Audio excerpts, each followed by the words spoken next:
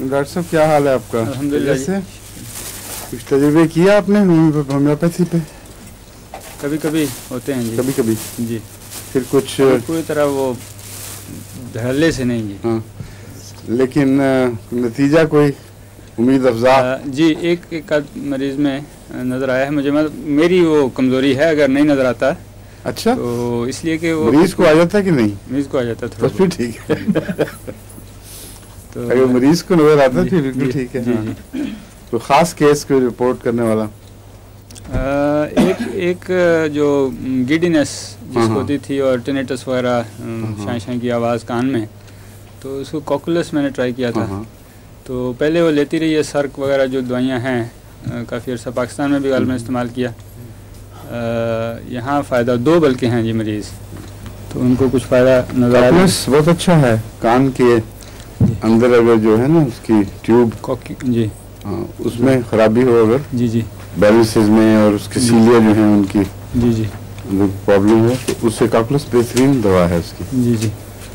और अगर anaemic condition से, खासतौर पर मलेरिया के बाद हो, जी, उसमें चाइना बेहतर है। अच्छा, तो ये भी देखना पड़ता है इसका पस मंजर क्या है। ठीक।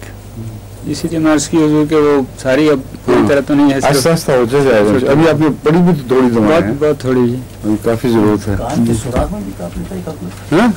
कान में सुराख हुई उसमें तो जरूर भरनी पड़ेगी।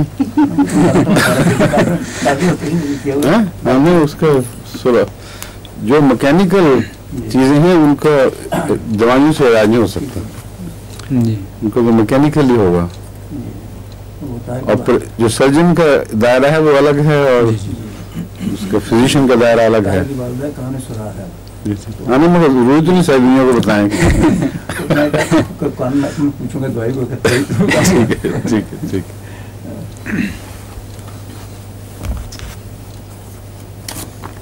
अच्छा, आर्सेनिक हम कर रहे थे, शुरू करनी है जी। शुरू करनी। अच्छा,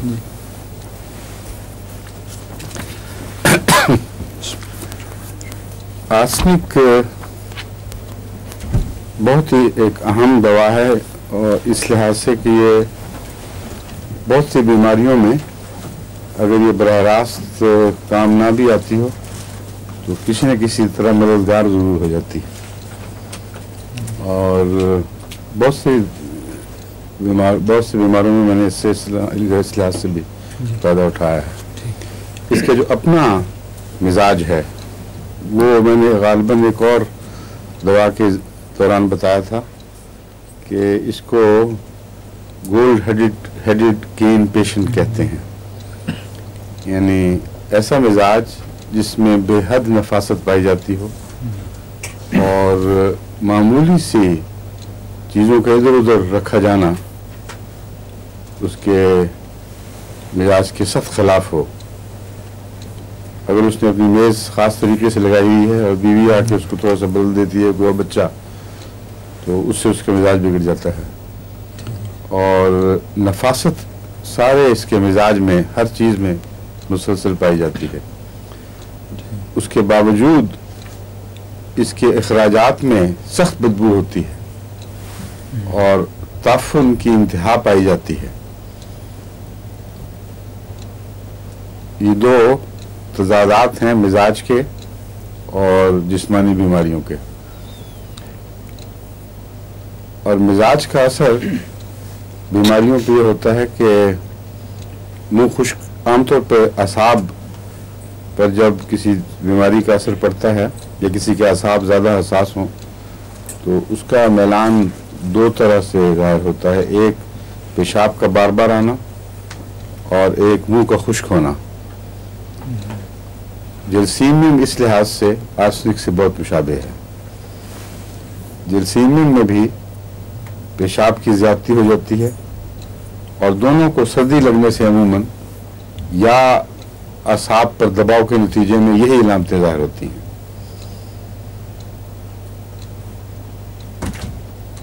जिनको ज़्यादा दिमागी काम करना पड़े, अगर बोझ हो, खुसूसन महज दिमागी काम से इतना असर नहीं पड़ता, लेकिन अगर बोझ हो, कई किस्म के परेशानियां हों, तो उस वक्त बसा औकात ये हो जाता है।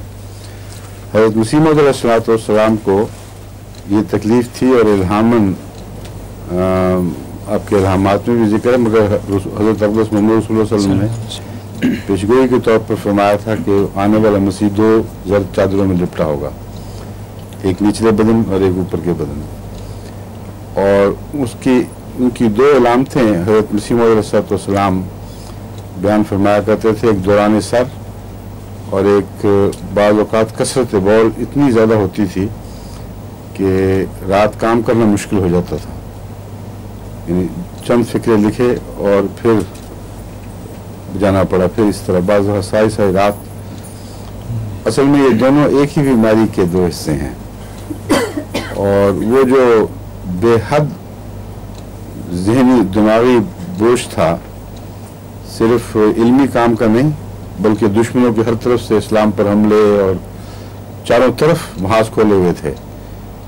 ये 2 जब कंबाइन कर जाते हैं, एक दूसरे से मिल जाते हैं, एक हर वक्त का एक सिर पे लटका हुआ बोझ के फलां से ये करना है, फलां से ये काम करना, ये टक्कर है और फलां से ये कज़िये तय करने वाले हैं, और फिर दिमागी काम साथ हों, तो ये दोनों चीज़ें मिलकर वो इलामतें पैदा करती हैं जो अंदरूनी असाबी बेचैनी है, जो गुर्दों में हरकत पैदा कर देती है, और उसकी म्यूकस मेम्ब्रेन बहुत ज़्यादा हसास होकर बार बार पेशाब के ज़रिए इस परेशानी को दूर करने की कोशिश करती है। एक और वजह यह भी हो सकती है कि बसा औक़ात इससे ब्लड प्रेशर भी बढ़ जाता है, और ब्लड प्रेशर को रिलीज़ करने के लिए अंदरूनी तौर पर बाज़ वजूद ऐसे ऑर्डर देती हैं कि गुर्दे ज़्यादा काम करें।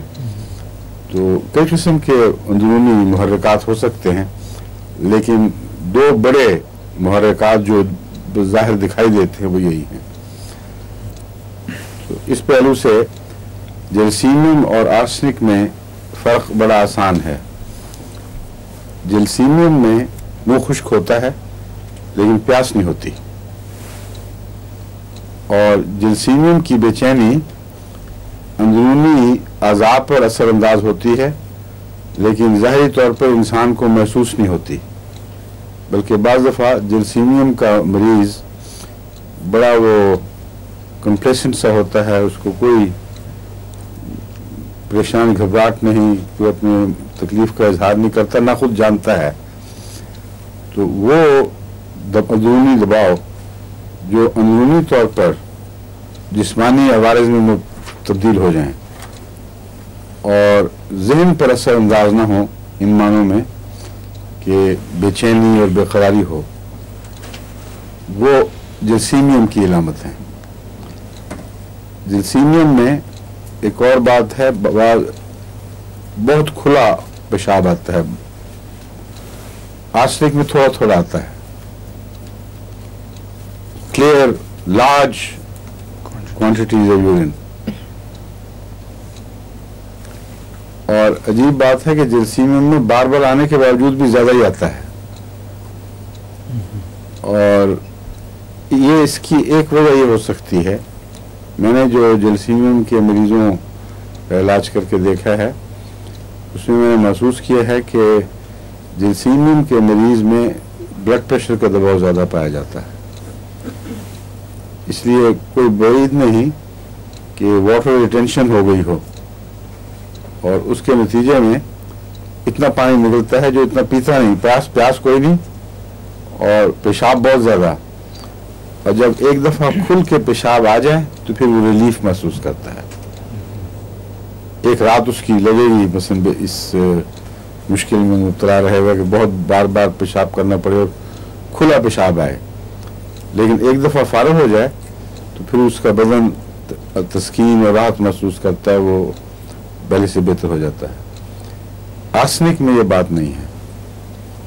आर्सेनिक की बेचैनी ज़ाहिर सरफेस पे भी ज़ाहिर, यानी सतह पर भी ज़ाहिर होती है, और इसका ताल्लुक वाटर रिटेंशन से नहीं मालूम होता, बल्कि महज बेचैनी का इजहार है। इसलिए थोड़ा थोड़ा पेशाब आएगा और बार बार आएगा,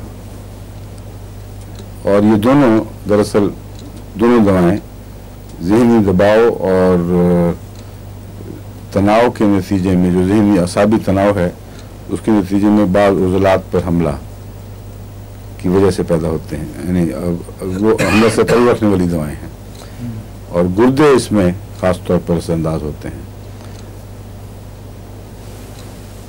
मुंह खुश्क होना आर्सेनिक में भी पाया जाता है, उस जरासीम में भी पाया जाता है, मगर फ़र्क ज़ाहिर है, एक में प्यास है, एक में नहीं है। आर्सेनिक का मिजाज ये है कि घूंट घूंट पानी भरता है मरीज, मुंह तर करने की कोशिश करता है और प्यास बुझती नहीं, या दूसरे लफ्जों में वो प्यास है ही नहीं, बल्कि एक बेकरारी का इजहार है बस, कि शायद पानी पीने से मुझे तस्कीन मिले, लेकिन थोड़ा सा पानी पी कर पता चलता है कि कोई तस्कीन नहीं है, तो उसको मरीज छोड़ देता है। फिर घबराहट में थोड़ा सा मुंह भरता है। जो हकीकी प्यास है वो आर्सेनिक में नहीं पाई जाती, और इसका एक निशान यह है कि जब आर्सेनिक की बीमारी ज़्यादा बढ़ जाए तो प्यास कुल्लियतन गायब हो जाती है। इसलिए बाद लोग जो इस सलामत को ज़रूरत से ज़्यादा अहमियत दे जाते हैं, वो फिर आर्सेनिक को रूल आउट कर देते हैं, समझते हैं कि आर्सेनिक का केस ही नहीं है, क्योंकि बाद मरीजों में प्यास नहीं है। आर्सेनिक का मिजाज जब ज़्यादा आगे, जब बीमारी में ज़्यादा आगे बढ़ जाए तो उसकी प्यास बस बसा औकात बुझ जाती है और बेचैनी कायम रहती है, और इस सूरत में उसकी बेकरारी में भी एक फ़र्क पड़ता है। जब बीमारी बहुत आगे ना बढ़ी हो तो सारे जिस्म को हरकत देता है मरीज, एक जगह से उठ के दूसरी जगह जाएगा, एक करवट से दूसरी करवट में जाएगा, लेकिन जब आप पूछें तो ये नहीं कहेगा कि मेरे बदन में दर्द थी इसलिए मैं हरकत कर रहा हूँ। महज वो बेकरारी से, जैसे गालिब कहते हैं काव काव कावे काव कावे कावे सख्त जानी, या असल में है काव कावे सख्त जानी। कानून लोग कावे कावे पढ़ जाते हैं, मगर असल तो है काव कावे सख्त जानी हाय तनाय न पूछ। वो सख्त जानी की जो बेकरारी है ना, उसको आर्सेनिक से मुशाबे करा दिया जा सकता है। जब ताकत कम हो जाए, बीमारी बढ़ जाए, तो फिर बदन हरकत नहीं करता, सिर्फ सर दाएं बाएं इंसान मारता है। उस बेचैनी के वक्त बिलअमूम प्यास गायब हो चुकी होती है। अगर कुछ हो भी तो मामूली इजहार होता है, वरना उस वक्त फिर मतलब बीमारी बहुत आगे बढ़ चुकी है। आर्सेनिक में फास्फोरस की तरह एक गर्मी सर्दी के ताल्लुक में तजाद पाया जाता है। फास्फोरस आपको बढ़ा चुका हो ना पहले? जी। हाँ। क्या तजाद बताया था मैंने, किसी को याद है? आर्सेनिक और गर्मी से नहीं, फास्फोरस में गर्मी सर्दी के ताल्लुक में क्या तजाद पाया जाता है?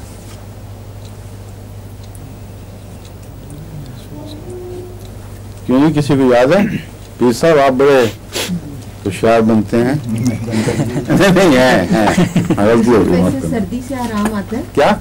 आमतौर पे सर्दी से आराम आता है, मगर दांतों की तकलीफ में नहीं, वो तो मैंने यही बात जनरल की थी।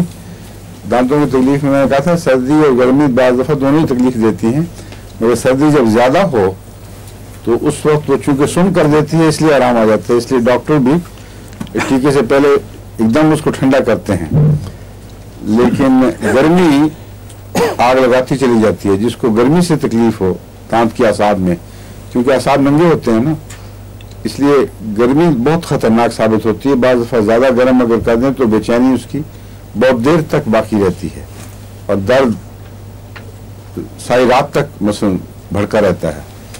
लेकिन सर्दी का वक्ती तौर पर तकलीफ देती है, नंगी नर्व है तो सर्दी भी तकलीफ देगी, लेकिन वो फौरन फिर तकलीफ भी दब जाती है। पानी जब ठंडा पानी या बर्फ़ हटाएं तो तकलीफ फौरन दबती है। गर्मी से नहीं, गर्मी से उसका वायलेंट रिएक्शन होता है। ये गालबन मैंने समझाने की कोशिश की थी, हो सकता है कुछ कहने में गलती हो गई हो। लेकिन ये तजाद नहीं है। फास्फोरस के तजाद के ज़िम्मे में मैंने एक और बात कही थी, वो ये कही थी कि उसके सारे जिस्म ठंडा होता है और गर्मी से आराम पाता है, लेकिन सर की तकलीफ़ें और मैदे की तकलीफ़ों में सर्दी आराम देती है।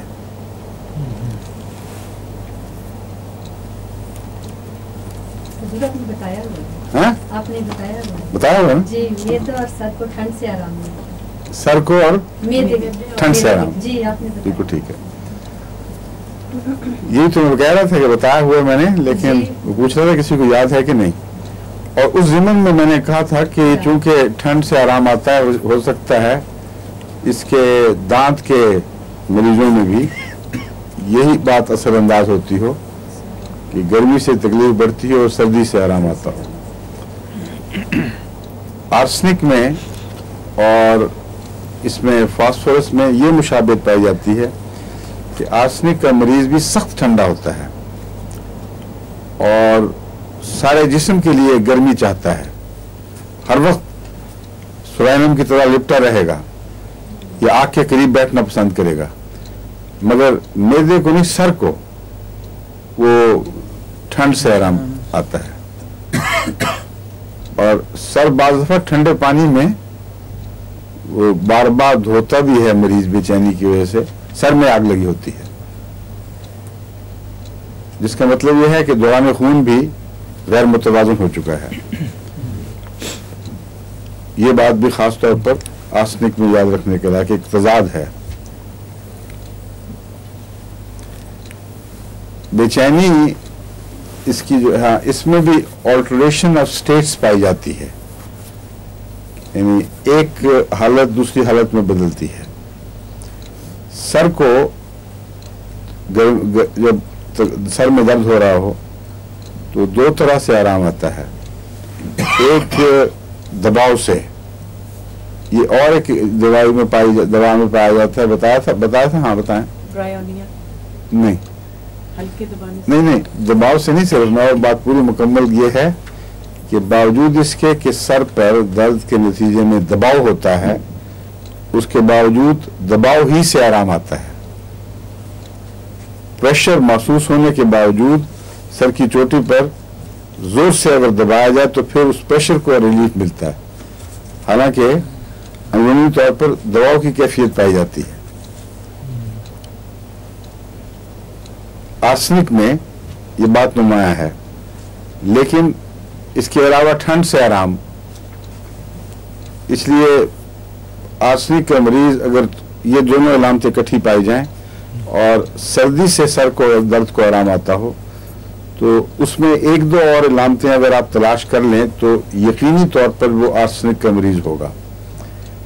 एक ये कि मतली जरूर पाई जाती है आर्सेनिक के सर दर्द में, शदीद मतली और कै दोनों बातें। जो मिग्रेन की तस्वीर खिंचती दवाओं में आती है वो इससे मुशाबे है। और मिग्रेन में वन साइडेडनेस भी पाई जाती है, आर्सेनिक में भी बाज़ दफ़ा वन साइडेडनेस पाई जाती है, जरूरी नहीं कि एक तरफ या दूसरी तरफ, दाएं या बाएं तरफ, ये हो सकता है, लेकिन सारे सर का दर्द भी हो सकता है।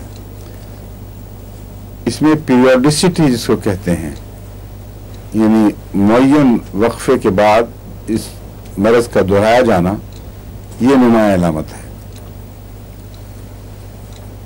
अगर किसी को मिग्रेन हो, ये सारी अलामतें पाई जाएं और ठंड से आराम आता हो और दबाव भी महसूस होता है, लेकिन वो निस्बतन कम हैसियत की चीज़ है, सर को ठंड से आराम आना बहुत नुमाया अलामत है। और 14 दिन के बाद हो मसलन दौरा या हफ्ते के बाद हो, आर्सेनिक की जो पीरियोडिसिटी है उसको आपको याद रखना चाहिए। मैं आपको बताऊंगा, खास वक्फों के बाद इसका मरज हमला करता है, तो इसका ताल्लुक ऐसा मरीज यकीनी तौर पर आर्सेनिक का मरीज है। अगर आप आर्सेनिक की बजाय किसी और दवा से सर दर्द को ठीक कर दें या ठंडा पानी सिर पे डाल के वो सर दर्द दूर हो जाए, तो वही सर दर्द रूमेटिज्म में तब्दील हो जाएगा। और जिस्म में, जोड़ों में, मुख्तलिफ हिस्सों में वो दर्द महसूस होगा। आप रूमेटिज्म का इलाज करेंगे तो उसी किस्म का सर दर्द दोबारा आ जाएगा। ये इलाज नहीं है, ये एक तरफ से एक मर्ज को धकेल कर दूसरी तरफ फेंकने वाली बात है। लेकिन अगर आप आर्सेनिक देंगे ऐसे मरीज को जिसमें ये अल्टरेशन भी पाई जाए तो मुकम्मल तौर पर खुदा के फजल से शफायाब होगा, उसका सर दर्द भी हटेगा और रूमेटिज्म भी नहीं रहेगा। और ऐसा मरीज जिसमें वो खुद बताए आपको कि ये होता रहा है मुझसे, उसमें चाहे रूमेटिज्म की हालत में आर्सेनिक दें चाहे सर दर्द की हालत में दें, दोनों सूरतों में अल्लाह के फजल से आर्सेनिक ही से मरीज शफायाब हो जाता है। इसलिए होम्योपैथी में ये बातें बहुत गौर से देखनी चाहिए कि एक मर्ज किस हिस्से में किस दूसरे मर्ज में तब्दील होता है। इसकी जो तब्दीली है मर्ज की, उसमें औरतों में एक और तब्दीली का नक्शा उभरता है।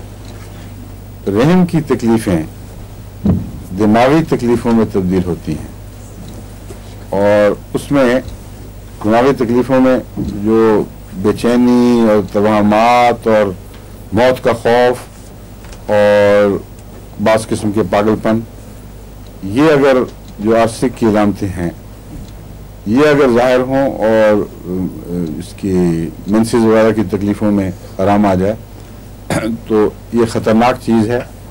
आर्सेनिक देंगे तो सर उसकी अलामतें, दिमाग की अलामतें भी ठीक होंगी और ये मर्ज़ भी ठीक हो जाएगा। अगर और तरीके से उसको ठीक करने की कोशिश करेंगे तो आपस में इसी तरह सीसॉ, जिस तरह ऊंचा नीचा, ये खेल जारी रहेगा।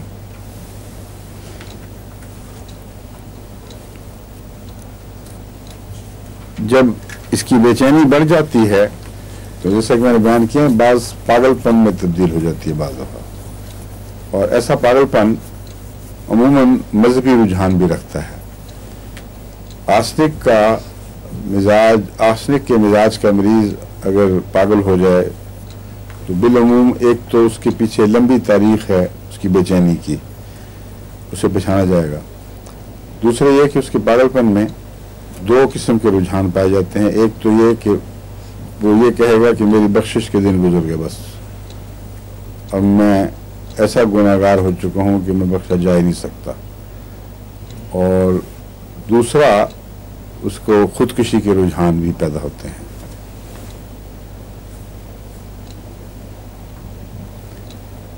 खुदकुशी के रुझान में अगर दूसरी अलामतें ना हों तो मेरे तजुर्बे में जो सबसे अच्छी दवा आई है, जिससे खुराक फल से बाज़ दफ़ा एक ही खुराक से वो मरीज़ को फिर दोबारा कभी ये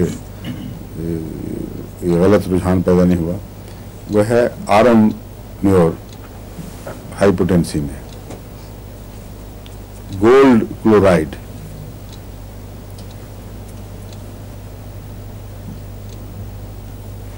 हुजूर किसी वजह से भी खुदकुशी का अगर नहीं, मैं बता रहा हूँ कि अगर तो अलामतें आर्सेनिक वगैरह की नजर आए जी फिर तो फिर यही देनी चाहिए। लेकिन अमूमी केस है, आपके पास उसकी तफसील मौजूद नहीं है और ना ऐसा मरीज ज्यादा बताता है, फिर आमतौर पर वो गुमसुम रहता है। ऐसे केस में आरम में और आवाज में बाकी चीजें अलामतें ना हो तो बेहतरीन दवा साबित होती है और कम से कम बेअसर नहीं होती, कुछ ना कुछ असर जरूर दिखा देती है। उसमें कुछ नरमी पैदा हो जाएगी, कुछ रुझान सेहत की तरफ मायल होगा, फिर आप उसका तफसीली इलाज करें तो उससे फिर खुदा के फजल से ठीक हो सकता है। लेकिन इतनी दफ़ा मैंने ऐसे मरीजों में सिर्फ एक खुराक से इलाज किया है और उसको मुफीद देखा है कि मैं समझता हूँ इसको रूटीन रेमेडी बनाना कोई मुनासिब बात नहीं है। रूटीन के तौर पर अब आरम में और 1000 या ऊंची ताकत में दें तो उससे फायदा पहुंचता है।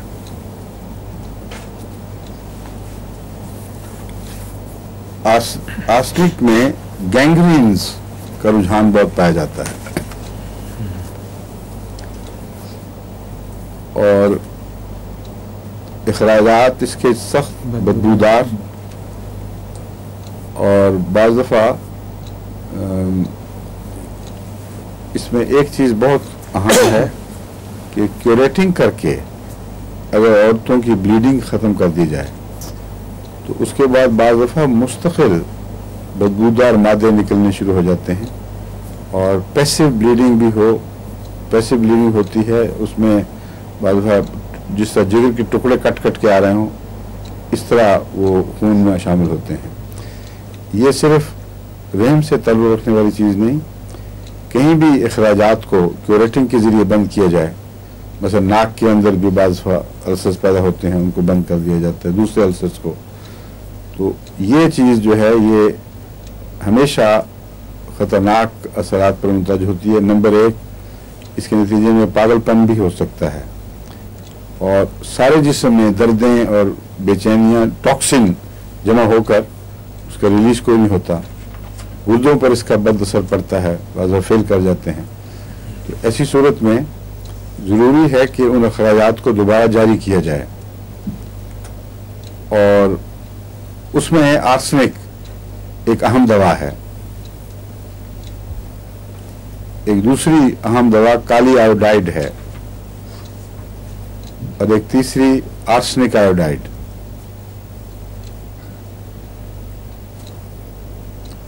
ये वो दवाएं हैं जो मैं अपने तजुर्बे में ला चुका हूँ और मुझे इल्म है कि खुदा के फजल से ऐसे केसेस में मुफीद साबित होती हैं। आर्सेनिक की दूसरी अलामतें उसको खोल कर आपके सामने ले आएंगी, उसकी बेचैनियाँ, बेकरारी और जो बातें सारी बयान कर चुका हूँ। आर्सेनिक और सीकेल भी आपस में मुशाबे हैं। सीकेल कॉर आमतौर पर गहरे खून के अमराज में इस्तेमाल होता है जहाँ काले रंग का मुतफ़न खून आना शुरू हो जाए।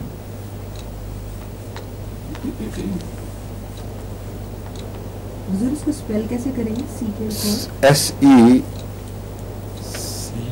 SECAL, सीकेल, बाद में फिर ई है और COR फुल स्टॉप।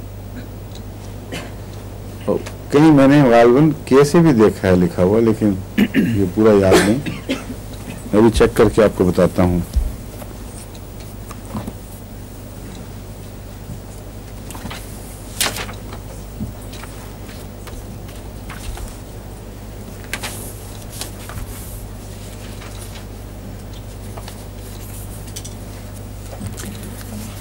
ये जो है बोरिक, ये तो सी के साथ ही देता है, सीकेल, CECL। ये पता है डॉक्टर साहब को क्या चीज है सीकेल कॉर? हाँ जी नहीं, अर्गोटीन नहीं देते आप मरीजों में? जी जी जी, किस तरह से देते हैं? वो इसीलिए ताकि टू ब्लीडिंग बंद करने के लिए। जी जी, ये स्ट्रक्चर पैदा करती है। ठीक है जी। और इसीलिए कॉटराइजेशन के लिए भी ये अर्गोटीन का इस्तेमाल किया जाता है एलोपैथिक में। ठीक, और ये बहुत खतरनाक है। इसी अर्गट का केस मैंने आपको बताया था, किसी ने सिंध में किसी हामला औरत को आखिरी दौर में अर्गट, किसी को अताई हकीम था कोई, उसने अर्गट का टीका लगा दिया जो एलोपैथी में मिलता है गालिबन इसका टीका, या वो दवा वैसे दे दी होगी, मुझे तो टीका ज़हन में याद है। उसके नतीजे में इतनी सख्त कंस्ट्रिक्शन हुई कि रहम का मुंह नहीं खुलता था और वक्त आया हुआ था और दर्दें बिल्कुल पूरे जोर से सही सीमित में उठ रही थी, लेकिन मुंह उसका इस तरह तंगी से बंद था कि हमारा जलसा हो रहा था, वहां तक भी दूर तक हल्की हल्की चीखों की आवाज आ रही थी। और उसका खाउन भागा भागा आया कि मेरी बीवी मर रही है और हो सकता है रहम फट जाए, इस कदर तकलीफ की हालत में। तो उसने, मैंने उससे ज़्यादा सवाल का वक्त नहीं था, मुझे खतरा, ये ख्याल पैदा हुआ कि ये अर्गट का केस होगा। मैंने कहा तुमने कोई हकीम से किसी से इलाज करवाया? उसने कहा हाँ। उसने एक दवाई दी थी, उसके बाद ये इलामतें पैदा हुई हैं। पहले ब्लीडिंग हो रही थी थोड़ी थोड़ी, तो उस पर मैंने उसको क्लोरोफाइलम 200 में एक खुराक दी और 5 या 10 मिनट के अंदर अंदर नॉर्मल डिलीवरी हो गई। क्लोरोफाइलम उसकी कंस्ट्रिक्शन जो होती है उसकी मुंह की, उसको खोलता है। अर्गट के साथ बराह रास्त का कोई ताल्लुक मुझे याद नहीं था, मुझे ये पता था कि अगर दर्दें उठ रही हों और यूट्रस के मुंह की तरफ जाएं और नतीजा खेज ना हो और बल्कि टांगों में उतर जाएं, ये अलामत भी थी। तो उस वक्त कोलोफैलम बहुत अच्छी है। तो अर्गट ये वो चीज़ है जिसको सीकेल कॉर कहते हैं, और इसकी ख़ास अलामत ये है कि ये शदीद गर्मी महसूस करता है मरीज़, और बाकी ताफ़ुनात की तमाम अलामतें आर्सेनिक से मिलती हैं। बेचैनी भी पैदा हो जाती है, ताफ़ुनात भी हैं, और बाज़ खून के बंद होने से जो जहर फैल जाते हैं जिस्म में, इतनी मिलती हैं कि बाज़ दफ़ा तफरीक करना मुश्किल होता है। लेकिन एक बात ऐसी है जो नुमाया फ़र्क है, आर्सेनिक का मरीज़ अपने जिस्म को हर वक्त ढांपेगा और आग के करीब बैठेगा, और अर्गट का खाया हुआ मरीज़ जो है ना, मारा हुआ मरीज़, वो शदीद गर्मी महसूस करता है, वो कपड़े भी बाज़ दफ़ा उतार के फेंकने की कोशिश करता है, तो इससे वो साफ पिछाने जाते हैं। तो आपको इन बातों की तरफ ध्यान करना चाहिए, ऐसी इलामतें जो आप देख कर मालूम कर लें फ़ौरन और तफरीक आसान हो, वरना वो लोग जो आदी हो जाते हैं रेपर्टरी के, उनकी बड़ी मुसीबत है। हर वक्त ये इलामत वहाँ, ये इलामत वहाँ, सारा दिमाग हर वक्त कंफ्यूज रहता है बेशुमार इलामतों से और कुछ पल्ले नहीं पड़ता।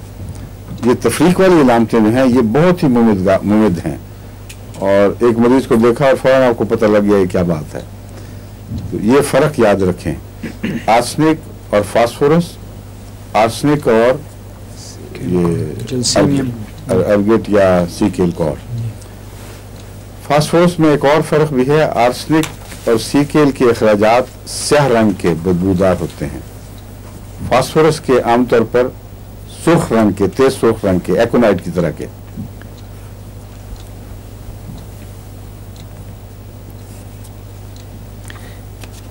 गैंग्रीन्स में जहां बाज दफा डॉक्टरों ने कथित तौर पर काटने का हुक्म दे दिया आधा के, वहां आर्सेनिक सीएम मैंने देखी और वो मरीज बच गए। एक केस था श्रीलंका या कहाँ से, बाहर दूर की जगह है कोई, वहाँ नौजवान बेचारा था, उसका हाथ आ गया था मशीन में, कुचला गया था, यानी अंगूठा या कोई हिस्सा, और उसको इलाज किया, लेकिन वो कुचला होने की वजह से वो रफ्ता रफ्ता वो मुस्तकिल क्रॉनिक जख्म बन के फिर गैंग्रीन बन गई और स्याह हो गया।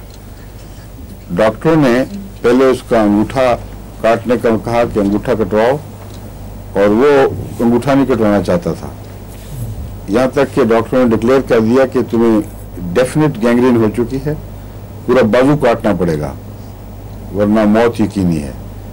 तो जो पहले अंगूठे से घबरा रहा था, उस बेचारे के बाजू का तो तस्वुर भी हौलनाक था।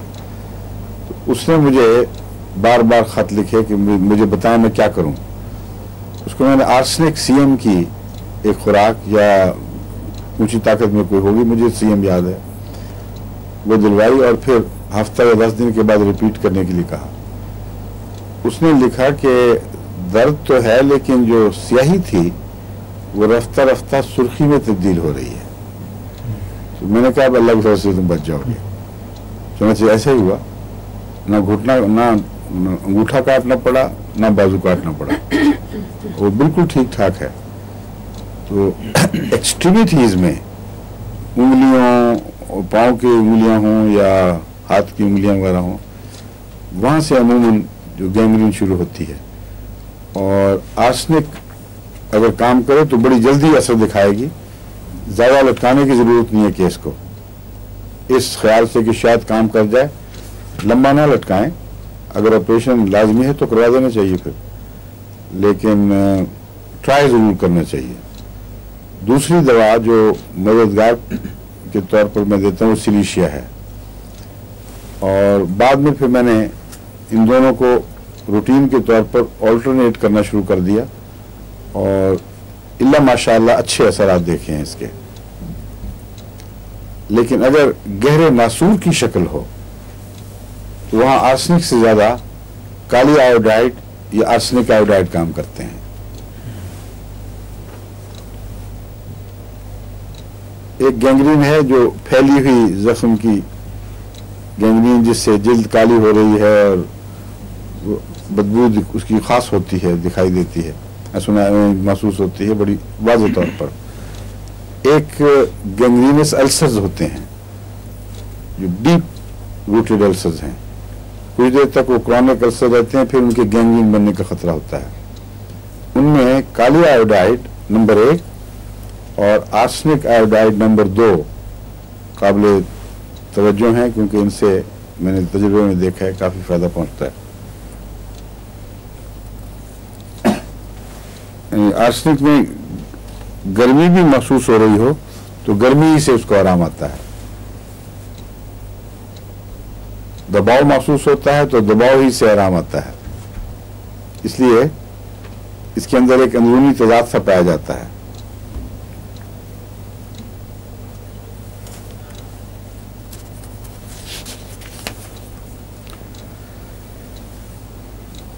انتڑیوں کی امراض میں پیٹ پھولا ہوا اور سخت بدبودار اخراجات,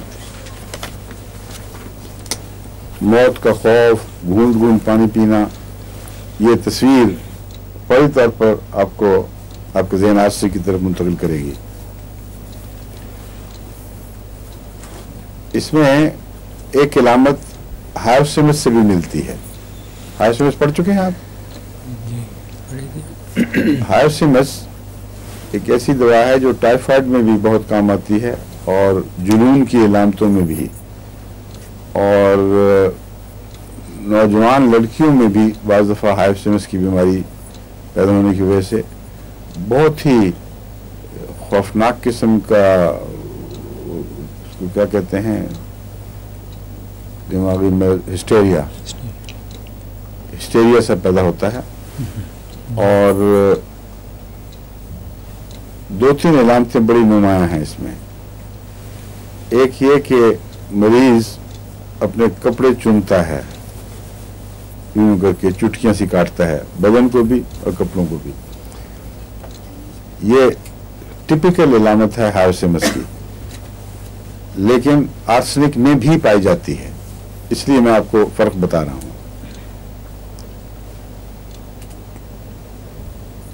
آرسنک میں جب یہ پائی جائے تو لیسیویس تھاٹس ایکسپریشنز نہیں ہوتے, یعنی شہوانی باتیں مریض نہیں کرتا, نہ اس طرح دماغ جاتا ہے.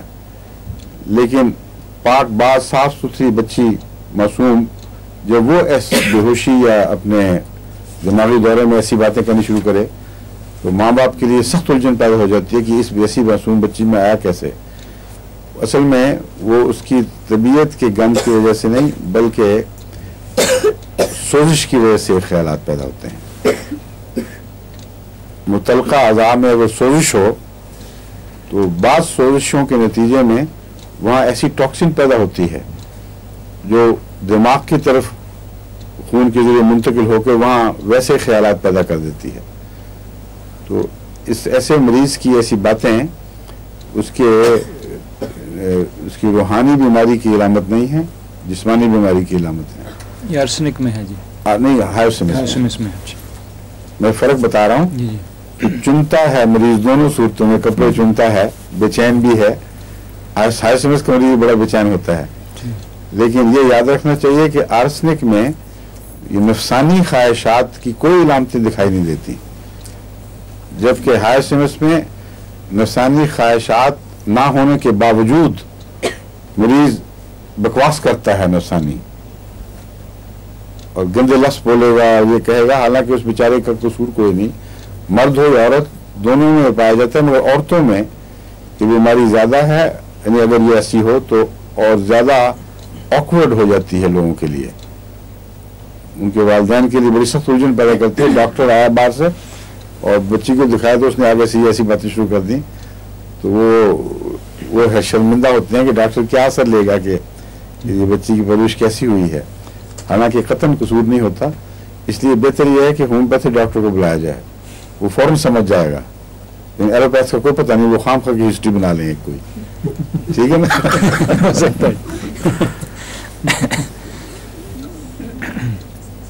جہاں تک وقت کا تعلق ہے, اس میں 12 بجے کے بعد 1-2 बजे तक इसकी अलामतें भड़कती हैं, दिन को भी और रात को भी, और रात को ज़्यादा, क्योंकि अंधेरे से भी इसकी मरज बढ़ती है, इसका मरज बढ़ता है। और खौफ महसूस करता है आर्सेनिक का मरीज, और खौफ के नतीजे में कंपनी चाहता है कि लोग मेरे पास बैठे रहें। लेकिन अगर मरज ज्यादा बढ़ जाए तो फिर कंपनी से इसको कोई फायदा नहीं पहुंचता, फिर लोगों के बीच में घिरा हुआ भी सख्त खौफ ज्यादा रहेगा।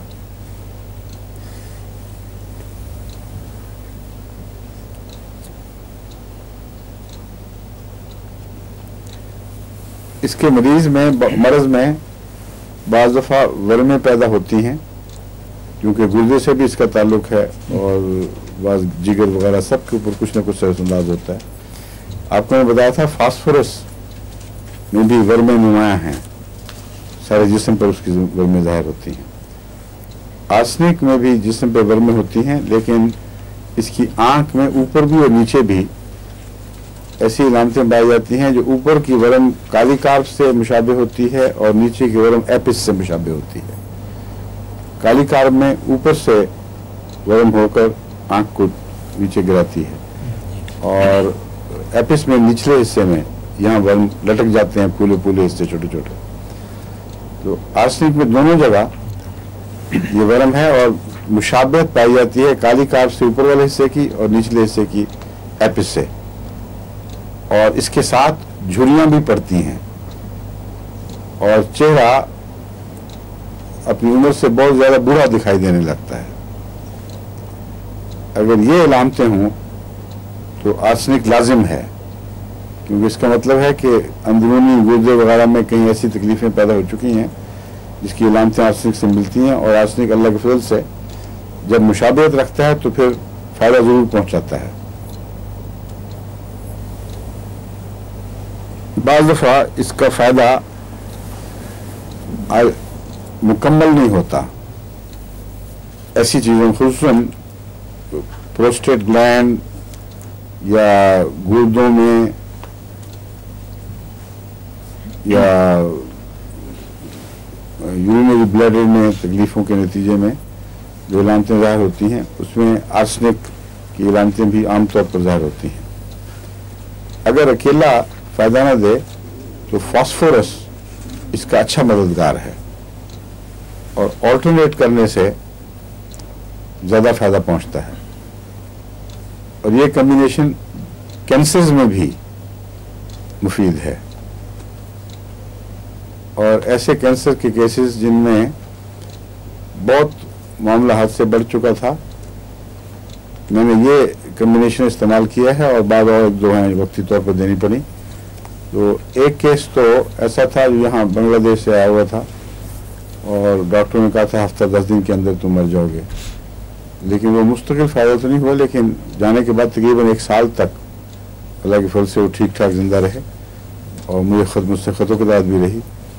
उनका नाम गालिबन अब्दुल्ला साहब था, और फिर उन्होंने आखिर पे जाके फिर अचानक कुछ तकलीफ हुई है, गालिबन वही कैंसर ही होगा, लेकिन 1 हफ्ते के अंदर जो वर्डिक्ट था डॉक्टरों का कि तुम्हारा कोई सूरत नहीं इलाज की, तुम मर जाओगे, उसके बजाय वो खुदा के फजल से जिंदा रहे, अच्छी नॉर्मल ज़िंदगी बसर करते रहे। एक केस है जो अल्लाह के फजल से भी जिंदा, उसका नाम नहीं बताना चाहता इसलिए, और इस वाक़े को करीबन 8 साल हो चुके हैं, और यही एस्टेब्लिश्ड कैंसर जिसके इंग्लैंड में इलाज हो चुके, उसका रिकॉर्डेड हिस्ट्री मौजूद है, उसमें ज़्यादातर जो फ़ायदा मैंने उठाया है वो आर्सेनिक और फास्फोरस से। तो बहुत गहरा असर करने वाली दवाएं हैं, और इनकी जो बाज़ मुशाबहतें हैं वो एक दूसरे के लिए मददगार बन जाती हैं। मैंने आपसे बताया था कि इसके अंदर मरज़ में तकरार पाई जाती है, ख़ास मुअय्यन मुद्दत के बाद ये मरज़ औद के आती है। इसमें ज़्यादातर 4 दिन के बाद या 7वें दिन या 14 दिन के बाद अगर मरज़ के हमले हों और पीरियोडिसिटी जिसको कहते हैं, यानी ख़ास वक्फों में एक मरज़ का दोहराया जाना, ये इसमें बड़ी नुमाया है। और इसके 4 दिन और 7 दिन और 14 दिन याद रखिए। लेकिन इनके अलावा भी ऐसे अमराज जिनमें पीरियोडिसिटी पाई जाए, उनमें भी आर्सेनिक बहुत मुफीद है। मसलन मलेरिया के मुतालिक मैंने आपको गालिबन पिछली दफ़ा बताया था आर्निका में कि ये वो दवा है जो बहुत कम लोगों ने इस्तेमाल की और बहुत कम फ़ायदा उठाया। हालांकि मलेरिया के ख़िलाफ़ रेजिस्टेंस पैदा करने के लिए इससे बेहतर कोई दवा नहीं। और जितने भी हमारे अफ्रीका में इस प्रोग्राम को सुन रहे होंगे, उनको ज़रूर इससे फ़ायदा उठाना चाहिए। 1000 या बाज़ दफ़ा 1 लाख ताकत में भी दिया जाए तो ये मलेरिया के ख़िलाफ़ रेजिस्टेंस पैदा कर देता है, क्योंकि इसमें सारा बदन ठंडा होता है आर्सेनिक का और सर गर्म होता है, जिस तरह एकोनाइट आर्निका का। और ये आर्सेनिक से मिलता है, लेकिन बाकी बातें नहीं मिलती, कुछ मिलती हैं कुछ नहीं मिलती। और मलेरिया में अमूमन जब सारा जिस्म ठंडा हो तो सर की तरफ गर्मी चल रही होती है और सर दर्द का हमला हो रहा होता है। ये वजह है या कुछ और वजह, मगर ये कतई बात है कि मलेरिया में प्रिवेंटिव प्रोफिलैक्टिक के तौर पर आर्निका से बेहतर कोई दवा नहीं। और जब एक हमला हो चुका हो, बुखार के दौरान नहीं देनी चाहिए। जब एक बुखार का हमला गुजर चुका हो तो बीच के वक्फे में जो मलेरिया में दवाएं काम आती हैं, उनमें एक्यूट के तौर पर नेट्रोमेर बेहतरीन है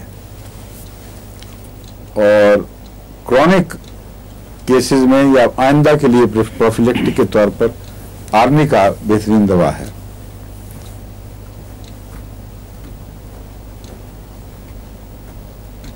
आर्सेनिक के ताल्लुक में मुझे इसलिए याद आई कि आर्सेनिक भी मलेरिया की चोटी की दवाओं में से है। आमतौर पर किताबों में आपको चाइना मिलेगी, चाइना पे जोर दिया जाएगा, लेकिन अजीब बात यह है कि पाकिस्तान में तो मुझे चाइना से कोई ख़ास फ़ायदा नहीं मिला कभी भी, यहाँ तक कि मैंने चाइना देनी छोड़ दी थी। बल्कि आर्सेनिक उससे बहुत बेहतर असर दिखाती है।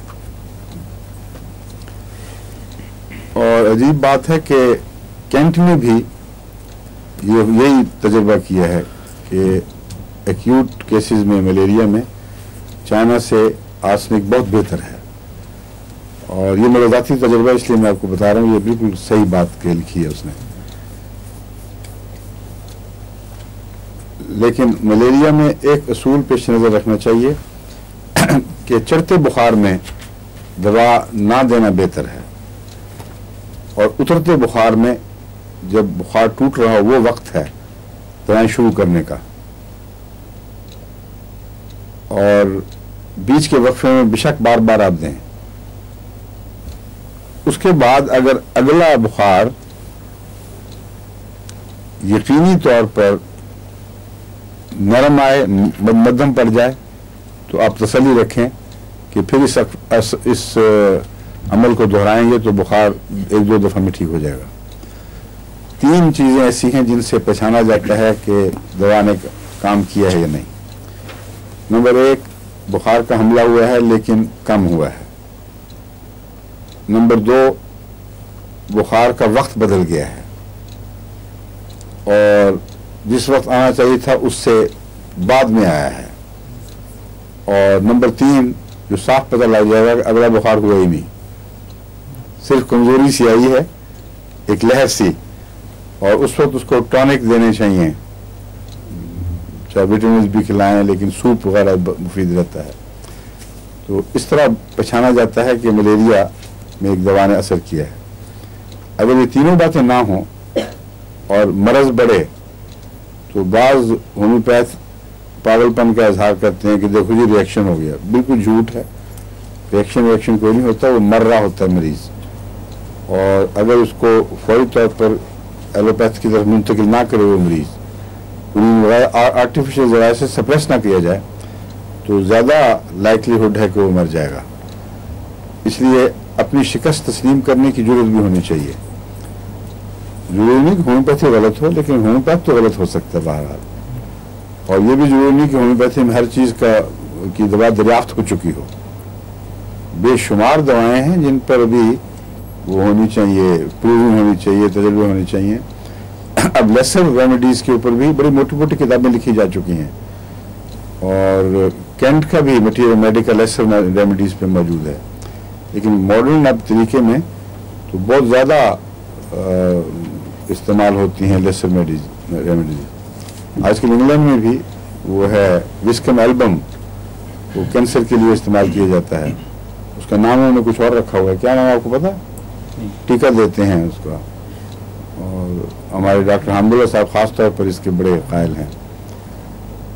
विस्कम एल्बम एक होम्योपैथिक दवा है जो भी निस्बतन नई दवाओं में से है, और इसके मुतालिक इंग्लिस्तान में उन्होंने एक तरीका ईजाद किया है कि उसको टीका बनाया हुआ है, वो फिर कैंसर हिस्से में टीका देते हैं।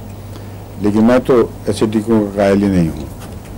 और विस्कम एल्बम को वो कहते हैं मुंह से नहीं देना चाहिए, हालांकि मैंने हमेशा मुंह के जरिए आम तरीके से दी है, और अगर फ़ायदा हुआ तो उससे हुआ है। तो इसलिए खामखा मरीज़ को तकलीफ देने वाली बात है। मगर बहरहाल जो करते हैं उनके अपने तजर्बा करते होंगे। तो मैं आपको बता रहा हूँ कि नई नई दवाएं मुसलसल दरियाफ्त हो रही हैं, लेकिन मुश्किल ये है कि प्रूविंग उनमें बहुत कम है। इसलिए मैंने पहले भी ऐलान किया था, अब फिर करता हूँ कि जहाँ अहमदी डॉक्टर प्रूविंग करना चाहते हैं तो ऐसी किताबों से फरिश्ते निकाल सकते हैं जिनको हम लेसर रेमेडीज़ या निस्बतन नई दवाएं कहते हैं। उनमें से अक्सरियत ऐसी है जिनकी प्रूविंग नहीं हुई, क्लिनिकल तजुर्बे से वो सामने आई हैं। तो होम्योपैथी में प्रूविंग भी ज़रूरी है और क्लिनिकल तजुर्बा भी ज़रूरी है। प्रूविंग शुरू में ही आपको मर्ज़ के दवा के ऐसे तमाम असरात की तरफ आपकी रहनुमाई कर देती है जो क्लिनिकल तजुर्बे में 15-20 साल में जाकर होते हैं। यानी एक दो तो काफ़ी नहीं, 10-15 मरीजों पर अगर इस्तेमाल की जाए तो इसके कोई ना कोई पहलू हर मरीज अपने मिजाज के मुताबिक जाहिर करता है।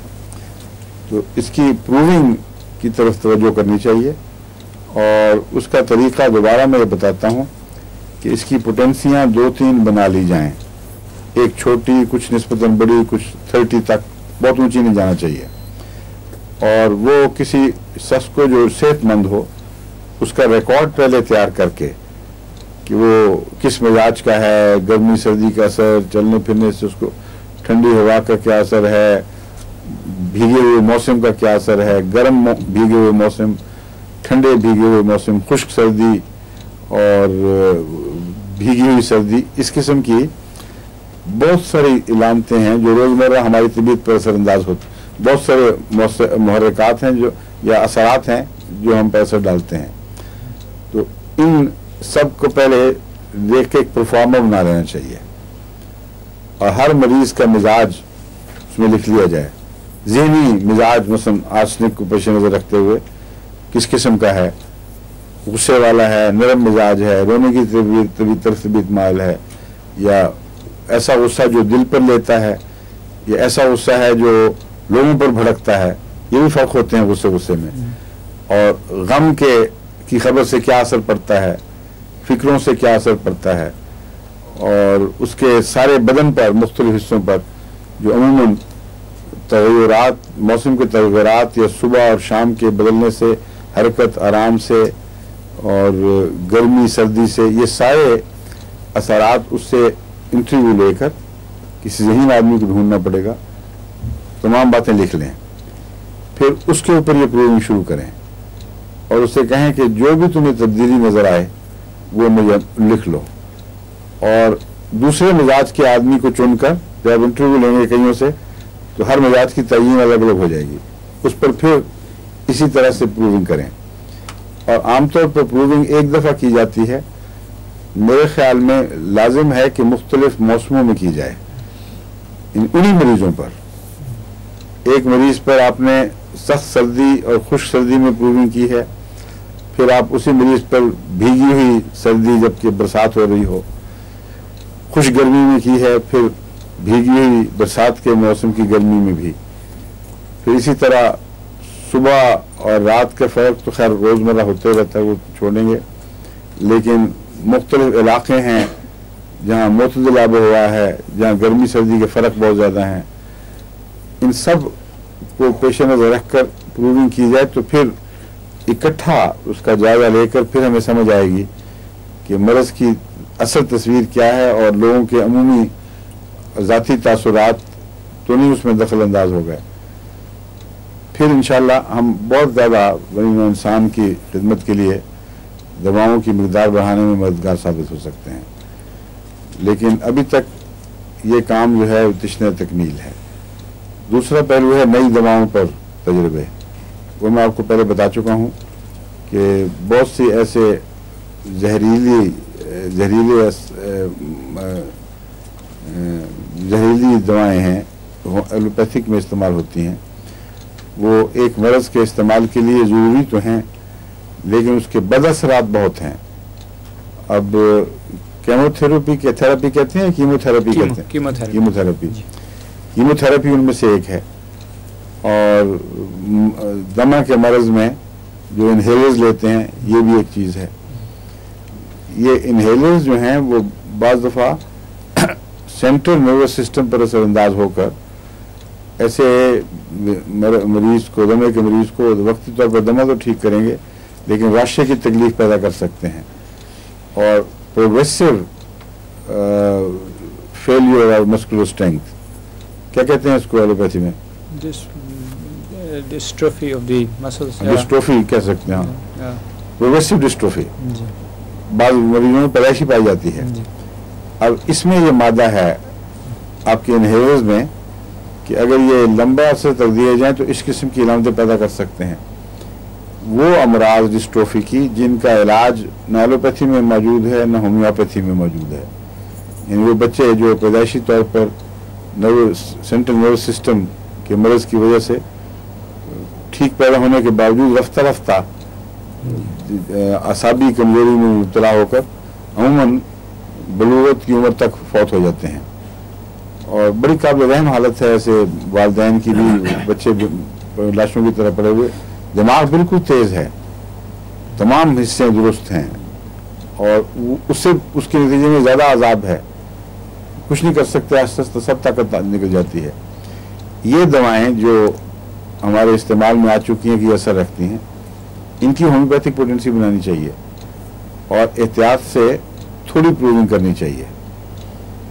जब प्रूविंग बार बार क्या क्या करें तो बाज़ दफ़ा बदअसरात लंबे भी चल जाते हैं। मैं जिन्होंने लाइकोपोडियम की प्रूविंग की थी उनके बाज़ दफ़ा लास्टिंग बदअसरात नेज़ल कैविटीज़ पर, नेज़ल मेम्ब्रेन्स पर ज़ाहिर हुए।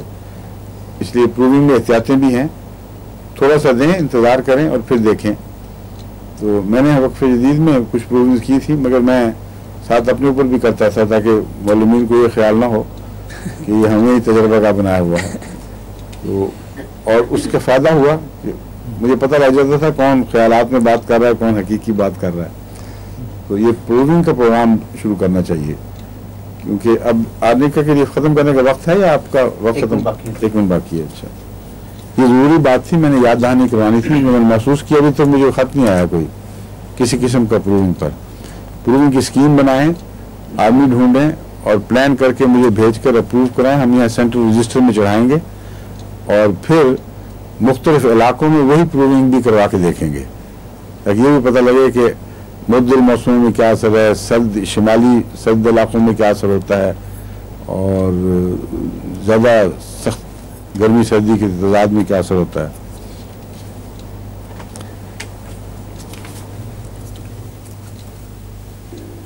एक सवाल था हाँ जी, कि काली आयोडाइड और आर्सेनिक आयोडाइड जो आपने कैंसरस जी, सिचुएशन जो कैंसरस नहीं, गैंग्रीनस। जी जी, ये किस पोटेंसी में? मैं तो 200 में इस्तेमाल करता हूँ और कभी दूसरी में नहीं की, लेकिन खुली तजर्बे की गुंजाइश मौजूद है। आप 1000 में भी दे के देख सकती हैं, बाज़ केसेस में, बड़े हुए केसेस में CM भी दे के देख सकती हैं, 1 लाख। तो या आप सब मर्द भी देख सकते हैं। तो तजर्बे करके हमें अपने तजर्बे के माहसूल को ज़ख़ीरे में तब्दील करना चाहिए। वो यही बेहतरीन तरीका है कि मुझे ख़त लिखा करें, हम एक ऐसा डिपार्टमेंट अलग, एक तो हमारे सलीम साहब और पीर साहब वही काम कर रहे हैं, इन पर बहुत ज़्यादा हो तो वॉलंटियर्स कुछ ले लेंगे, और ये हमारे पहले ही वॉलंटियर हैं हमारे जी जी अब हैं वॉलंटियर कर रहे हैं ना, आप भी और आपकी शीरी बेगम साहब भी दोनों। जी करें। अच्छा, वो वेंटोलिन के जो वो 10,000 तक हम पहुँचे, बना चुके हैं बस बना रहे हैं, माशाअल्लाह। उसको कर लें। हाँ। आगे जाएँ हजूर या बस। अभी 10,000 पे तरीके हो रहे हैं, फिर बाकी आ गए। 10,000 बहुत काफ़ी है, 10.5 अच्छा ये उन्होंने बनाई है वो हाथ से पोटेंसी। ठीक अच्छा 10,000 का मतलब है कि 20,000 दफ़ा उन्होंने ये हरकत की है। 1000 तो जहाँ पहुँच गए जी। हाँ जी, 30 की, 200 की और 1000 की तो हाँ वो दे दी है हमने। 10,000 अब बना रहे हैं। अच्छा, ये अब जितने मरीज हैं इस किस्म के, उनको पीर साहब भिजवाना शुरू कर दें और रिकॉर्ड रखें उनके असरात का, लेकिन राइजिंग पोटेंसी में दें, 30, 200, 1000, 10,000 वगैरह। ठीक है। अच्छा, अस्सलाम वालेकुम, खुदा हाफिज़। बाकी इंशाल्लाह कल है फिर इंशाल्लाह।